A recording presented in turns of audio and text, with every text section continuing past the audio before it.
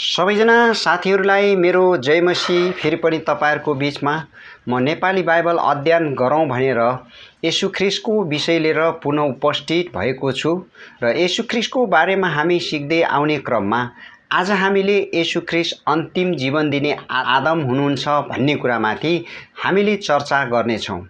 यसको निम्ति तपाई र मैले पहिला कोरिन्थी 15 अध्यायको 45 देखि 48 पदसम्म हामी त्यसलाई पढ्नेछौँ, जसको निम्ति म तपाईहरुलाई यो वचन पढेर यसबाट हामीले सिक्ने प्रयास गर्नेछौँ। आउनुस् हामीले त्यो वचन पढेर यसबाट हामीले बुझ्ने कोसिस गरौँ। यस्तो लेखिएको छ कि पहिलो मानिस आदम जीवित प्राणी भयो र अन्तिम आदम जीवन दिने आत्मा भयो र पहिलो चाहिँ आत्मिक होइन तर प्राकृतिक हो, त्यसपछि चाहिँ आत्मिक हो। पहिलो मानिस माटोले बनिएको पृथ्वीबाटको हो, दोस्रो मानिस स्वर्गको हो।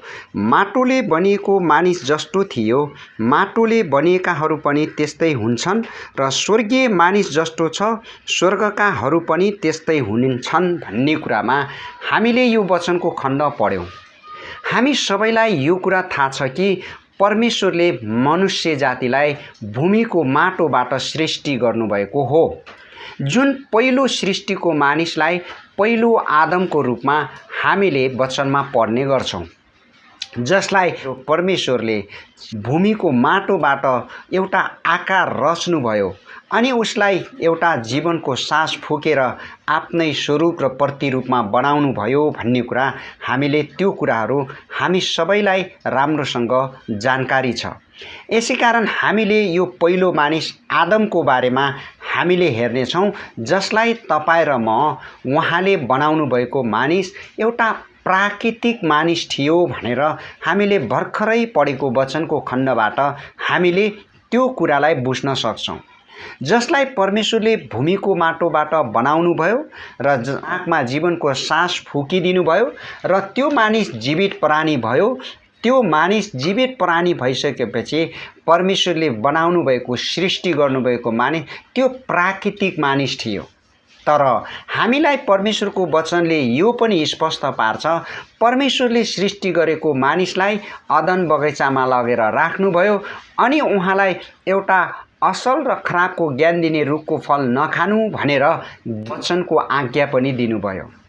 तर त्यो मानिसले त्यसमाथि आज्ञाकारी नभएको कारण, त्यस वचनमा ऊ साँच्चीकै स्थिर नरहेको कारण त्यो मानिस एउटा शारीरिक मानिस बन्यो।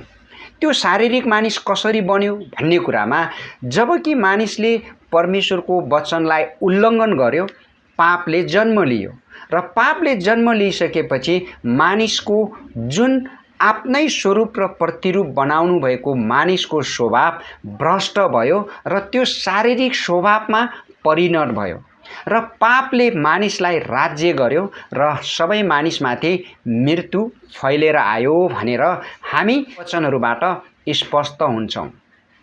तर हामी यो कुरालाई यतिकै राखेर हामी अन्तिम जीवन दिने आदमको बारेमा तपाई र मैले हेर्यौं भने जुन येशू ख्रीष्टको विषयमा अन्तिम जीवन दिने आदम कसरी हो भन्ने कुरामा तपाई र मैले वचनको आधारहरूबाट बुझ्न सक्छौं।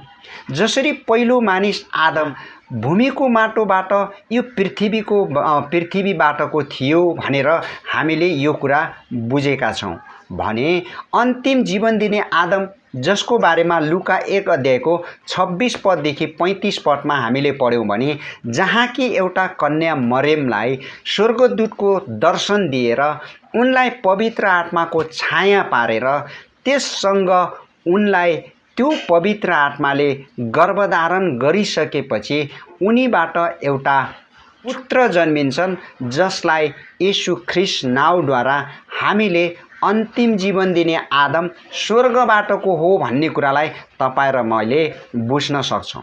यसकारण उहाँ स्वर्गबाटको हुनुहुन्छ, जुन कुरा तपाई र मैले विश्वास गरेर आज येशू ख्रीष्टमा अन्तिम जीवन दिने आदम हो भनेर हामीले यही कुरालाई चर्चा गर्न गइरहेका छौं। यसकारण आउनुस् हामी यो दुवैजना पहिलो आदम र अन्तिम आदमको भिन्नता के छ भन्ने कुरालाई हामी बुझ्ने प्रयास गरौँ। पहिलो आदम पृथ्वीबाटको हो, उसले परमेश्वरको जुन वचनलाई आज्ञाकारी नरहेर वचनलाई भङ्ग गर्यो र पापलाई जन्म लियो, पापले मृत्यु ल्यायो र मृत्यु सबै मानिसमाथि फैलियो भनेर हामीले यो कुराको अवस्था हामी पाउँछौँ। जुन कुरा तपाईँ र मैले यशाया 43 को 27 पदमा पढ्यौँ भने पहिलो तेरो पिताले पाप गर्यो त्यसकारण सबै मानिसहरू बागी भए भन्ने कुरा हामी पाउँछौँ भने अर्को कुरा तपाईँ र मैले रोमी 5 अध्यायको 12 पदमा तपाईँ र म पढ्न सक्छौँ।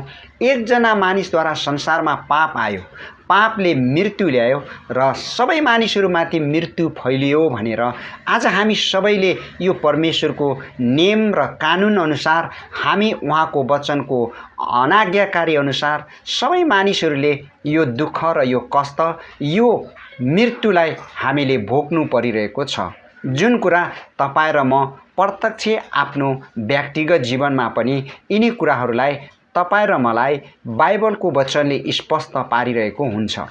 अब तपाईँ र मैले यो पहिलो आदमको खुबी यस्तो थियो भने अन्तिम आदम जो स्वर्गबाटको हो, जसले तपाईँ र मलाई जीवन लिएर आयो। कसरी जीवन लिएर आयो भन्ने कुरामा जसरी परमेश्वरको पहिलो आदमले अनाज्ञाकारी भयो, त्यसरी नै फेरि अन्तिम आदमले परमेश्वरको वचनमा आज्ञाकारी भयो। त्यसकारण हामी सबैलाई उहाँले यो आज्ञाकारिताबाट यो जीवनको एउटा मार्गलाई देखाउनु भयो, जसद्वारा हामी सबैलाई उहाँले एउटा बाटो, सत्य र जीवन भनेर उहाँले हामीसँग त्यो बाटोलाई देखाउनु भयो। किनभने उहाँले परमेश्वरको आज्ञालाई पालन गरेर उहाँ यस संसारमा स्वर्गबाट आउनुभयो अनि परमेश्वरको वचनलाई आज्ञाकारी हुनुभयो। त्यति मात्र होइन, उहाँले हामी सबैको निम्ति पापको ज्याला मृत्यु उहाँ आफूमाथि ल्याउनुभयो र पापको ज्याला मृत्यु र पापलाई उहाँले आफ्नै शरीरमा उहाँले दण्ड पनि दिनुभयो। जुन कुरा रोमी 8 अध्यायको 3 पदमा हामीले पढ्यौँ भने पापलाई उहाँले आफ्नो शरीरमा दण्ड दिएर मृत्युमाथि उहाँ विजयी हुनुभयो। जुन कुरा हामीले प्रकाश 1 अध्यायको 18 पदमा हामीले पढ्यौँ भने येशूले स्वयं आफै यो कुरा हामीलाई बताउनु भएको छ। हेर, म मरेको थिएँ, म सदा सर्वदाको निम्ति जीवित भएको छु, मृत्यु र पतालका साँचाहरू मसँग छन् भनेर उहाँले यो वचनद्वारा तपाईँ र मलाई प्रुभ गरेर देखाउनु भएको छ कि हाम्रो पापको लागि उहाँ मारिनुभयो, गादिनुभयो र तेस्रो दिनमा जीवित भएर हामी सबैको निम्ति यो जीवन देखाउनु भयो। यसकारण उहाँले हामीलाई अन्तिम जीवन दिने आदम भनेर हामी उहाँलाई चिन्ने र बुझ्ने अति जरुरी छ। त्यति मात्र होइन, उहाँले अझै हामीलाई भन्नुभएको छ कि यूहन्ना 6 अध्यायको 40 पदमा तपाईँ र मैले पढ्न सक्छौँ, जहाँ येशूले भन्नुभएको छ कि मेरो पिताको इच्छा यही हो कि पुत्रलाई हेर्ने र उसमाथि विश्वास गर्ने प्रत्येकले अनन्त जीवन प्राप्त गरोस् र म त्यसलाई अन्त्यको दिनमा जीवित पार्नेछु भनेर परमेश्वरले येशू ख्रीष्टले जसरी आफ्नो जीवनप्रति उहाँले आफूलाई मरेकाबाट जीवित पार्नुभयो, त्यसरी नै हामी विश्वास गर्नेहरूलाई पनि उहाँले अन्तिम आदम, जो जीवन दिने आदम येशू ख्रीष्टले भन्नुभएको छ, म अन्त्यको दिनमा म विश्वास गर्नेहरूलाई जीवित पार्नेछु। हामी सबैको एउटै आशा हो कि हामी सबैमा येशू ख्रीष्टले तपाईँ र मलाई जीवन लिएर आउनुभएको छ। उहाँले तपाईँ र मलाई त्यो जीवन दिन आउनुभएको छ। हामी सबैले विश्वासद्वारा त्यो जीवन प्राप्त गरौँ भनेर उहाँले पहिलो आदममा सबै मरिरहेका थिए र अन्तिम आदम, जो जीवन दिने आदम येशू ख्रीष्टमा हामी सबैलाई जीवन छ भन्ने कुरा हामीले बुझ्नुपर्छ र त्यो कुरालाई तपाईँ र मैले आफ्नो जीवनमा प्राप्त गर्नको निम्ति, त्यसको निम्ति तपाईँ र म जिउनुपर्छ भन्ने कुरा तपाईँ र मलाई अन्तिम जीवन दिने आदमले हामीलाई सिकाउनु भएको छ, जसको निम्ति तपाईँ र मैले हामी पहिला क्रन्थी त्यही 15 अध्यायको हामी 49 पदमा हामीले पढ्न सक्छौँ, जहाँ कि हामी अघि पनि पढेका थियौँ कि जसको अन्तिममा जसरी हामीले माटोका मानिसको रूप धारण गरेका छौँ, त्यसरी नै स्वर्गका मानिसको रूप धारण गर्नेछौँ। हामी सबैलाई येशू ख्रीष्टले यसरी वचनको प्रतिज्ञा अनुसार आफ्नो जीवनको पूरा उहाँले नमुना दिएर हामीलाई एउटा बाटो देखाउनु भएको छ। कस्तो खालको नमुना? उहाँले परमेश्वरको वचनको आज्ञाकारितामा उहाँले आफ्नो जीवन परमेश्वर पिताको इच्छा अनुसारको जीवनको व्यवहारमा उहाँले साँच्चीकै त्यस पापको ज्याला मृत्यु आफूमाथि ल्याएर मरेकाहरूबाट जीवित भएर उहाँले त्यो जीवन देखाएर हामीलाई पनि त्यही आशामा बोलाउनु भएको छ। जीवन यसरी पाइन्छ र यो जीवनको निम्ति हामी सबैलाई उहाँले स्वर्गीय रूप धारण गरौँ भनेर उहाँले तपाईँ र मलाई अन्तिम जीवन दिने आदम तपाईँ र मेरो निम्ति येशू ख्रीष्टले त्यो स्वर्गीय रूपको धारण गर्नुभयो मनुष्य भएर पनि। त्यसरी नै हामी सबैलाई एउटै आशा छ कि यो जीवित प्रभु येशू ख्रीष्टमाथि विश्वासद्वारा हामी पनि स्वर्गीय मानिसको रूप धारण गर्नेछौँ भन्ने हामी सबैलाई आशा बनिरहोस्। जुन कुरा फिलिपी 2 अध्यायको 6 देखि 8 पदमा तपाईले पढ्नुभयो भने उहाँ साँच्चीकै मृत्युको अन्तिम घडीसम्म परमेश्वरको आज्ञाकारी हुनुभयो। उहाँले आफूलाई होच्याउनु भयो, उहाँले आफूलाई नम्र तुल्याउनु भयो।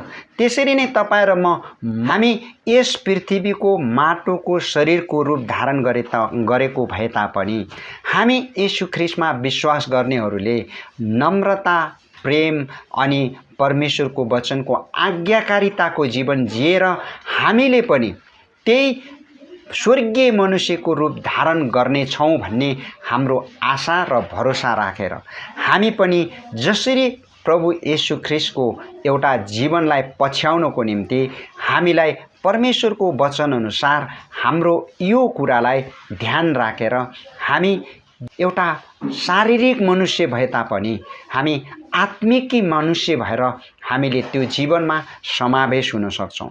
त्यसै कारण रोमी 8 अध्यायको 5 देखि हामी 9 पद 8 सम्म हामीले पढ्यौं भने जहाँ लेखेको वचनबाट हामी बुझ्न सक्छौं कि जहाँ हामी साँच्चीकै अन्तिम जीवन दिने आदममा सरेका मानिसहरूको एउटा जीवन र स्वभाव अनि व्यवहार कस्तो हुनुपर्छ भन्ने कुरामा पढ्न सक्छौं।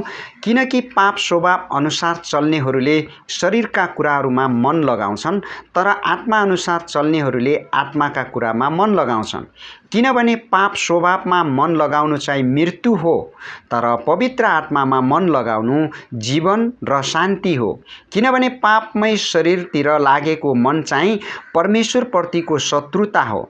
परमेश्वरको व्यवस्थाको अधीनमा त्यो हुँदैन, न त त्यो कहिले हुन सक्छ र पाप स्वभावको वशमा हुनेहरूले परमेश्वरलाई प्रसन्न पार्न सक्दैनन् भन्ने कुरा हामी यो वचनको खण्डबाट स्पष्ट हुन्छौं कि हामी अन्तिम जीवन दिने आदममा सरेका छौं भने हामीले आफ्ना पाप स्वभावहरूलाई छोड्दै जानुपर्छ। त्यो पाप स्वभावमा लागेको मनहरूलाई तपाईं र मैले दिन प्रतिदिन अलग गरेर ईश्वरीय स्वभावमा तपाईं र म बदल्नुपर्छ। यदि हामी पापमय स्वभावमा हामी जिइरहेका छौं भने हामीले जीवन प्राप्त गर्न सक्दैनौं। त्यो चाहिँ हामी एक दिन मृत्यु नै हामीले भोग्नुपर्छ। तर हामी सबैले विश्वास गरेका हाम्रा प्रभु येशू ख्रीष्टप्रति हामीले विश्वासको साथमा आफ्नो जीवन र मनलाई परिवर्तन गर्दै गएका छौं भने हामी साँच्चीकै एउटा जीवनमा हामी पुग्न सक्छौं जसलाई आत्मिकी जीवन हामीले धारण गर्ने छौं भनेर हामीलाई पावलले यो कुरा स्पष्ट पार्न खोजेको छ। त्यसकारण तपाईं र मलाई साँच्चीकै पापमय जुन कुरा पापमय स्वभावको वशमा हुनेहरूले परमेश्वरलाई प्रसन्न पार्न सक्दैनन्, त्यो चाहिँ परमेश्वरको शत्रुता बन्दछन्। यसैकारण हामी आफ्नो व्यक्तिगत जीवनमा यो कुरालाई ध्यान दिउँ कि हामी येशू ख्रीष्ट अन्तिम जीवन दिने आदममा हामीले त्यो जीवन प्राप्त गर्न सकौं भनेर उहाँले हामीलाई संसारबाट अलग गरिसकेपछि हाम्रो व्यक्तिगत जीवनमा विश्वासको साथमा हामीले आफ्नो जीवनका यी स्वभावहरूलाई, यी पापमय स्वभावहरूलाई, पापमय नाश हुने कुरातिर लागेको मनलाई हामी जबसम्म अलग गर्दैनौं तबसम्म तपाईं र ममा जीवनको एउटा आशा आउँदैन, जीवनको एउटा सम्भावना हुँदैन, हामी परमेश्वरप्रतिको एउटा मिलापमा हामी आउँदैनौँ। यसै कारण हामी सबैलाई यो कुरा बुझ्नको निम्ति ज्ञान र समझ मिल्न सकोस् कि येशू ख्रीष्ट अन्तिम जीवन दिने आदम हुनुहुन्छ भन्ने कुरा हामीले पढ्ने र भन्ने मात्रै होइन, हामीले त्यो जीवन प्राप्त गर्न सक्ने हामी सबै हुनुपर्छ भन्ने कुरामा हामीले यो वचनहरूबाट बुझ्न सकौँ। किनभने अन्तिम आदममा नै जीवन छ। पहिलो आदममा हामी सबै मरिरहेका थियौँ र कति मानिसहरू आज पहिलो आदमको जीवनमा उनीहरू नाश भएर गइरहेका छन्।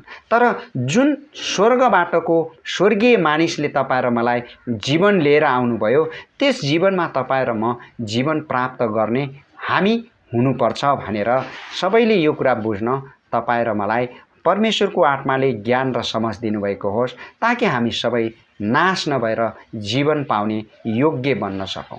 सबैजनालाई परमेश्वरले यस वचनमा आशिष गर्नुभएको होस्। जय मसीह।